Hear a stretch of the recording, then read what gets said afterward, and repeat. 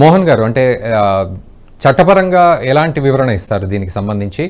And ఇప్పటివరకు ఎలా జరిగింది, ఎలా అర్థం చేసుకోవాలి ఈ జరిగిన పరిస్థితిని, అండ్ ఇప్పుడు వచ్చే క్లారిటీని కూడా ఎలా తీసుకోవాలి ప్రతి ఒక్కరు?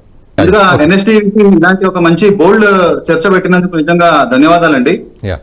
ఈరోజు ఉత్తరప్రదేశ్ యొక్క హైకోర్టు నుంచి, అలహాబాద్ హైకోర్టు నుంచి వచ్చినటువంటి యొక్క తీర్పును మేము ఒక ఎస్సీ రిజర్వేషన్ పరిరక్షణ సమితి తరఫు నుండి ఒక దళిత సంఘంగా మేము పూర్తిగా స్వాగతిస్తున్నామండి.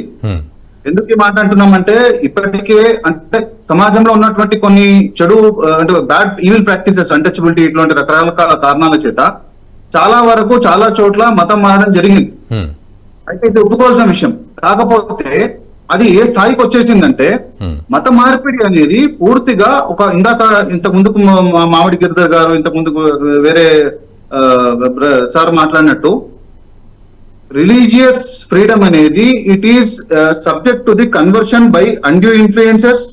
ప్రలోభాలు పెట్టకూడదు, కోయర్సివ్ గా చేయకూడదు. ప్లస్ ఇంకోటంటే మన మిస్రిప్రజెంటేషన్, ముఖ్యంగా మిస్రిప్రజెంటేషన్ జరుగుతుంది. అంటే మీకు ఉదాహరణ చెప్పాలంటే, రిలీజియస్ కన్వర్షన్ అనేటివి వాళ్ళ సెల్ఫ్ గా చేసుకోవచ్చు. రిలీజియస్ ప్రాక్టీస్ అనేది సెల్ఫ్ గా వాళ్ళకి నచ్చిన మతాన్ని పాటించవచ్చు. యాక్చువల్లీ అసలు పదం కూడా మన భారతదేశానికి సంబంధించింది కాదు. సెక్యులరిజం గురించి వీళ్ళు మనకు నేర్పించేది ఏముందండి?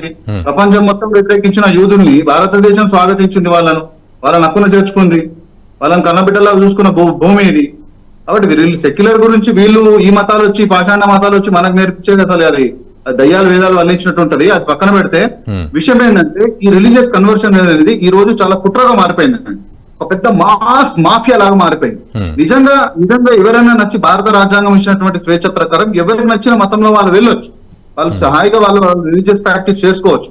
కానీ ఇప్పుడు పరిస్థితి ఏంటంటే, మీకు ఉదాహరణ తీసుకోండి. ప్రాజెక్ట్ జాషువా అనేటటువంటి ఒక ప్రాజెక్టు ద్వారా వీళ్ళు ఒక అంటే హియరింగ్ డిస్టెన్స్ లో, సీయింగ్ డిస్టెన్స్ లో చర్చిలు కట్టి గ్రామంలో మత మార్పిడి అనేది ఒక పెద్ద ఒక మిషన్ లాగా చేస్తున్నారండి.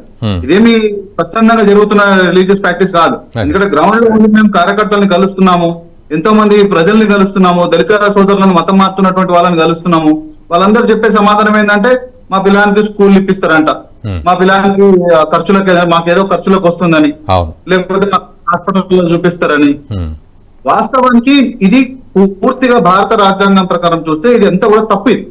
ఇది ఖచ్చితంగా ఇల్లీగల్, ఇదంతా కూడా ఇది పనిషబుల్. కాకపోతే ఏంటంటే దీనిపైన ప్రశ్నించడానికి సరైనటువంటి రాజకీయ వ్యవస్థ లేదు, సరైనటువంటి ఆర్గనైజేషనల్ స్ట్రక్చర్, కాన్స్టిట్యూషన్ ఆఫ్ ఇండియాలో కూడా మనకు ఆర్గనైజేషనల్ అంటే స్ట్రక్చరల్ బేస్ కూడా మనకు కరెక్ట్ గా లేదు. ఎందుకంటే ఆనాడు ఉన్న పరిస్థితుల ప్రకారం వాళ్ళు పెట్టినటువంటి దాన్ని మనం పాటించక తప్పదు. అయితే దీంట్లో కూడా క్లాజెస్ ఉన్నాయండి. Subject to the misrepresentation, coercion, undue influences, morality, public morality, health, ఇవన్నీ ఉన్నాయి.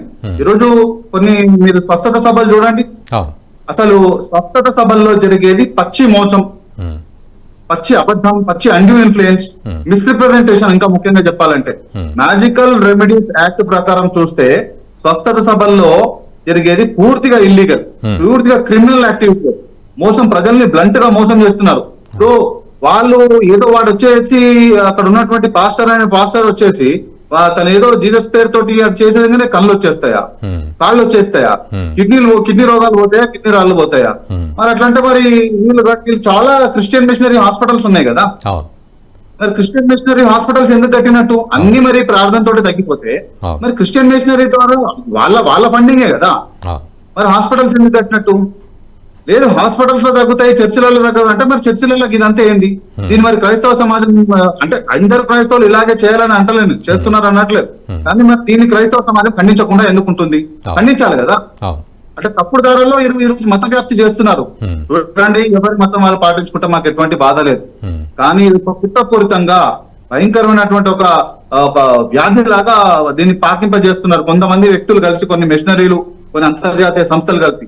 ఈ రోజు ఈ యొక్క మతాలు మన దేశంలో మైనారిటీలు అయ్యి ఉండొచ్చు కాక, కానీ ప్రపంచ వ్యాప్తంగా చూస్తే క్రిస్టియానిటీ అనేది సుమారు 140 నుంచి 150 దేశాల్లో ఉంది దాని ఇన్ఫ్లుయెన్స్. ఇస్లాం అనేది 56 దేశాల్లో సుమారుగా దాని ఉంది. వీళ్ళు మైనారిటీలు ఎట్లా అవుతారండి? వీళ్ళకి ఎటువంటి సమస్య వచ్చినా కాపాడుకోవడానికి అట్ లార్జ్ ఫండింగ్స్ ఇవ్వడానికి పెద్ద పెద్ద దేశాలు ఉన్నాయి. ఆ యొక్క ఫండింగ్స్ ని వాడుకొని ఇక్కడ ఇష్టం వచ్చినటువంటి ప్రాజెక్ట్ జాషువా అని, ప్రాజెక్ట్ సాల్వన్ అని ఏదేదో పెట్టేసి ఇష్టం వచ్చినట్టు మత మార్పిడి చేస్తున్నారు. కింది వయసరికి మొత్తం అప్పటి వరకు సంస్కృతి సాంప్రదాయాలతో మంచిగా ఉన్నటువంటి ఓన్లీ ఎస్సీ ఎస్టీలే కాదండి. నేను ఇందాక మామిడి గిరిధర్ గారు చెప్పిన దాంట్లో చిన్నగా కొంత విభేదిస్తున్నాను ఏంటంటే ఓన్లీ ఎస్సీ ఎస్టీలు కాదండి. ఎస్సీ ఎస్టీలు అనే పదం ఎప్పుడో దాటిపోయింది. ఈ రోజు అన్ని కులాల్లో కూడా కన్వర్షన్ అనేది ఒక వైరస్ లాగా దాన్ని తీసుకొని వెళ్ళిపోతున్నారు. నిజంగా నేనేమంటున్నానంటే ఇందాక వారు ఇంకో మాట కూడా అన్నారు, ఎస్సీ ఎస్టీలకు సంబంధించి కూడా నిజంగా మతం మార్పిడి అనేది మాకు కావాలి, మాకు అక్కడ ఆ మతాల్లో మొక్తేనే ఆ దేవుడి మొక్తేనే మాకు మంచిగా అవుతుంది అనిపిస్తే జెన్యున్ గా వెళ్ళండి. మీరు సూడో క్రిస్టియానిటీ సూడో హిందూయిజం ఎందుకు పాటిస్తున్నారు, సూడో క్రిస్టియానిటీ ఎందుకు పాటిస్తున్నారు? సర్టిఫికెట్ లో ఏమో హిందూ అని ఉంటుంది, సర్టిఫికెట్లలో జగన్ అని ఉంటది, హిందూ అని ఉంటది. చర్చిలో పోయి బ్యాప్టిజం తీసుకుంటాను జాషువా అని పెట్టుకుంటాడు. అంటే ఇట్లా చాలా సమస్యలు అనేది ఉన్నాయి. ఈ రోజు నిజంగా దళిత వాడల్లో క్రిస్టియానిటీ అనేది ఎంత భయంకరంగా వ్యాప్తి చెందిపోయిందంటే అందుకే స్వయంగా బాబాసాహెబ్ అంబేద్కర్ గారు చెప్పడం జరిగిందండి తన రచనలు ప్రసంగాల్లో, దళితులు గనక మతం మారితే ఇస్లాం క్రిస్టియానిటీ వెరీ పర్టికులర్ గా ఆయన చెప్పడం జరిగింది. ఇస్లాం లేదా క్రిస్టియానిటీలోకి దళితులు గనక మతం మారితే వాళ్ళు దేశ వ్యతిరేకులుగా అంటే జాతీయ భావం కోల్పోతారని చెప్పడం జరిగిందండి. ఆయన బాబాసాహెబ్ గారు మరి ప్రపంచ మేధావి, ఆయన ఊరికేదో చెప్పారు కదా ఈ మాట.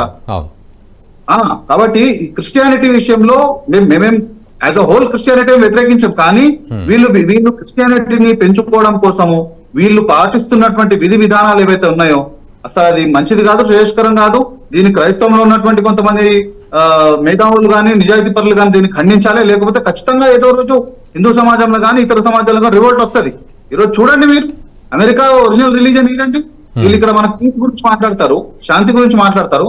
అమెరికన్ ఒరిజినల్ రిలీజన్ ఏది? అపాచియన్, నేటివ్ అమెరికన్ రెడ్ ఇండియన్స్ అనేవాళ్ళు. ఈ రోజు వాళ్ళ పరిస్థితి అమెరికాలో, అమెరికాను ఎవరు చేస్తున్నారు? ఆస్ట్రేలియా ఒరిజినల్ రిలీజన్ ఏంది? న్యూజిలాండ్ ఏంది? అసలు క్రిస్టియానిటీ పుట్టక ముందుకు ప్రపంచవ్యాప్తంగా ఉన్న రిలీజన్స్ ఎక్కడ పోయినాయి? బట్ ఎగ్జాక్ట్లీ మోహన్ గారు మీరు అన్నట్లు అంటే ఓకే మత ప్రచారం చేసుకునే స్వేచ్ఛ ఉంది అని అన్నప్పుడు, బట్ ఓవరాల్గా ఒక వాళ్ళ మిషనే కన్వర్షన్ అని అన్నప్పుడు మరి ఇదే జరుగుతుంది కదా. మరి దీంట్లో ఆ సెన్సిటివిటీ అర్థం చేసుకోవాలి కదా. ఆ దానికి మీరన్న ఈ ఆర్గనైజేషనల్ స్ట్రక్చర్ కానీ పొలిటికల్ స్ట్రక్చర్ కానీ ఏవీ లేకపోవడం, మరి దానివల్లే కదా ఇంత దూరం వచ్చింది మనం. ఎస్ కరెక్ట్, 100% అండి. ఇప్పుడు ఆ ఆర్గనైజేషన్ స్ట్రక్చర్ ఉండాలి, పొలిటికల్ స్ట్రక్చర్ ఉండాలి. అంటే బాబాసాహెబ్ అంబేద్కర్ గారు ఒక మాట అంటారండి, ఎప్పుడైనా రాజకీయ మార్పు రావడానికంటే ముందు సాంస్కృతిక మార్పు రావాలంటారు. అంటే వాస్తవానికి అది మన హిందూ సమాజం ఎప్పుడో మేల్కొని మనం పాటించవలసింది. కాకపోతే ఏంటంటే మనకంటే ముందు ఇతర మతాలు పాటించేస్తున్నారు. వాళ్ళకి ఏదో ఒక రోజు వాళ్ళ రాజకీయంగా వాళ్ళు బలపడాలి, రాజకీయంగా ఈ దేశాన్ని క్రైస్తవీకరణ చేయాలన్న ఉద్దేశంతో వాళ్ళు ఈ రోజు మతం పేరుతో సాంస్కృతిక మార్పు చేసుకుంటూ పోతున్నారు. ఈ రోజు నుంచి కొన్ని కష్టపడితే ఒక 100 ఏళ్లలో సాంస్కృతిక మార్పు అయిపోయింది అనుకోండి, this country will be no more for Hindu country. Hindus కోసం అనేది దేశం ఉండదు. మనం మైనార్టీల కింద అయిపోయినాం అనుకోండి, అయిపోయింది అంతే. మళ్ళా ఒకప్పుడు బ్రిటిష్ వాళ్ళ కింద బతికినట్టు బానిస బతుకులే బతకాలి, లేదా మతం మారాలి. That is a mandatory. మీరు అనేక దేశాలు, నా సూటి ప్రశ్న, క్రైస్తవం పుట్టక ముందుకు ఉన్నటువంటి ప్రపంచవ్యాప్తంగా ఉన్నటువంటి దేశాల్లో ఉన్నటువంటి ఒరిజినల్ మతాలు ఎక్కడ పోయినాయి?